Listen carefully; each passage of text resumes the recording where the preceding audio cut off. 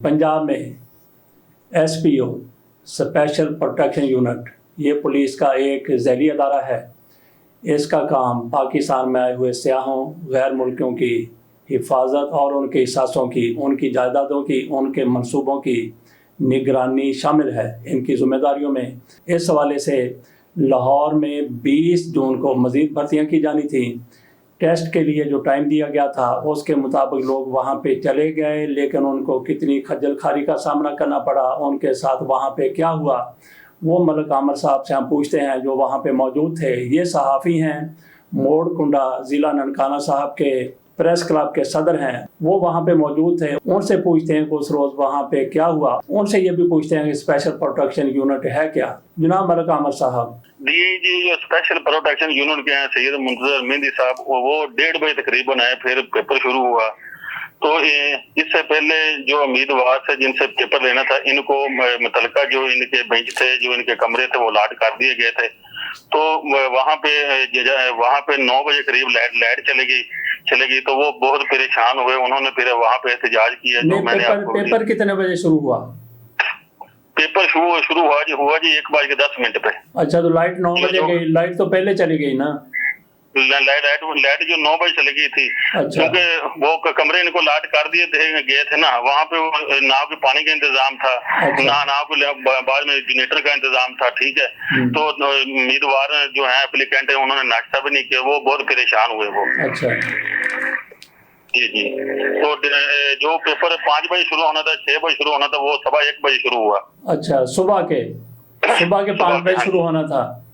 5 बजे सुना वो जी। वो मैंने आपको ना जो इन्होंने कॉल लेटर ऑफिशियल भेजे थे ना, वो मैंने आपको सेंड किए हैं। अच्छा, वहाँ पे सुना कि जाली उम्मीदवार भी कोई आ गया एक की जगह दूसरा पेपर देने वाला, वो क्या किस्सा हुआ? वो ये होता है कि जो जिनको पेपर वगैरह नहीं आता, जिनकी बोगस होती है, सनद वगैरह होती है, ठीक है, उन की जगह जो बोगस उम्मीदवार वो ले आते हैं पढ़े लिखे। वो कहते हैं कि ये पेपर हमारी जगह थे। वो 28 उम्मीदवार थे। वो 28 उम्मीदवार को उन्होंने स्पेशल यूनिट के ऑफिसर ने FIR भी दे दी है, उनको गिरफ्तार कर लिया। 28 ऐसे बंदे पकड़े गए जो दूसरी जगह पर पेपर देने के लिए आए हुए थे या पेपर दे रहे थे? जी। अच्छा, इनकी क्वालिफिकेशन क्या रखी है हुकूमत ने? मैट्रिक। अच्छा, मैट्रिक वाले ये हिफाजत करेंगे चीनी उनके मंसूबों की, उनके प्रोजेक्ट्स की, और उनके जो यहाँ पे इंजीनियर है, अमला है, उनकी हिफाजत करेंगे ये लोग। जी बिल्कुल ऐसे ही है। अच्छा, उनकी हिफाजत करेंगे। अच्छा, तो आप जिन लोगों के साथ आए, अच्छा, रिजल्ट का क्या बना? रिजल्ट अभी बताएंगे, कब बताएंगे रिजल्ट? जी इन्होंने अनाउंस करना है, क्योंकि 4 तकरीबन 4000 के करीब उम्मीदवार थे। तो उनके जो पेपर है चेक करने के लिए थोड़ा बहुत टाइम तो लगेगा ना। 25 तारीख इन्होंने कहा कि 25 तारीख के पहले रिजल्ट अनाउंस कर देंगे। अच्छा, 4000 वहाँ पे, लेकिन वैकेंसियाँ कितनी हैं? वैकेंसियाँ टोटल जी हैं जी 600। अच्छा, 600 वैकेंसियाँ, 4000 लोग आए हुए थे। 4000, लेकिन जो एप्लीकेंट थे ना, सबसे पहले जो एप्लीकेशन थी वो थी तकरीबन 75,000। अच्छा, तो शॉर्टलिस्ट कैसे किया इन्होंने फिर? 75,000 में से जो जनाब उसके क्या कहते हैं उसको, जो कद और छाती की पैमाइश होती है। अच्छा। कुछ उम्मीदवार वहां से फेल कर दिए, फिर दौर में फेल कर दिए। ठीक है ना। तो 4,000 तकरीबन बचे थे। अच्छा, तो इनमें कोई खवातीन भी लड़कियां भी वहां पे आई हुई थी इम्तिहान देने के लिए, या सारे के सारे लड़के ही थे? नहीं, इसमें जो 120 या 25 सीटें हैं ना, वो खवातीन की हैं। अच्छा जी, वो खवातीन की हैं। और जो 5% कोटा है, वो अकलीती कोटा है। अच्छा, ठीक है ना। ये हिसाब है जी। चलें, ठीक है आमिर साहब, बहुत बहुत शुक्रिया। आपने मलिक आमिर की गुफ्तगू सुन ली कि वहाँ पे किस तरह से लोग सारा दिन खजल खार होते रहे, किस तरह से वहाँ पे बिजली बंद रही, और किस तरह से जाली इम्तिहान देने वाले भी पकड़े गए। नाज़रीन, यहाँ पे सवाल ये है कि हमने चीन के इंजीनियर्स को सिक्योरिटी देनी है, ना कि इन लोगों को ओबलाइज करना है जो वहाँ पे इम्तिहान देने के लिए आ गए थे। बिलाशुबा उनको रोज़गार मिलना चाहिए। जो बंदा मैट्रिक पास है, जैसे कि उन्होंने कहा कि 75,000 लोगों की तरफ से एप्लीकेशन दी गई थी और शार्ट लिस्ट करते करते 4,000 रह गए। इनमें से 600 की ज़रूरत है।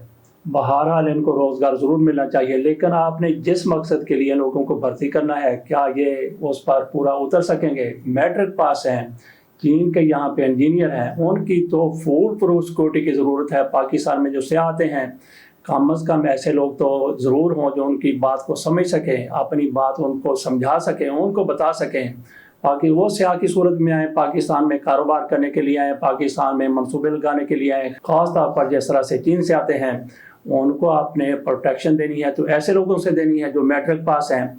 और फिर पुलिस में जिस तरह से भर्तियाँ होती हैं, सिफारिश हो सकता है कई लोग उनमें मैट्रिक पास भी ना हो, जाली उनके पास सनद हो, वो भी भर्ती होकर, क्योंकि पुलिस है, फ़ौज का इस हवाले से निज़ाम बिल्कुल गलतियों से तकरीबन मुबर्रा है, फुल प्रूफ है।